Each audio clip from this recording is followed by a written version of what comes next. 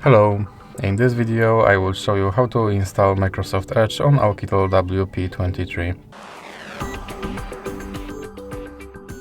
So you have to start with opening your Google Play Store.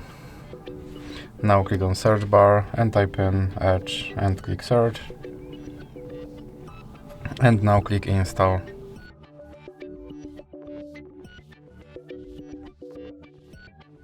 Now click open.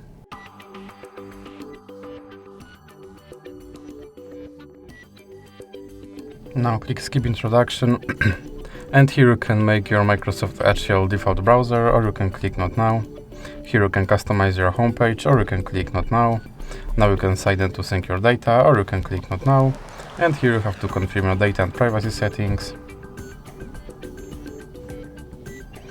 And now your Microsoft Edge is installed and ready to use. So that's it for this video. If you liked it, please remember to leave a like and subscribe.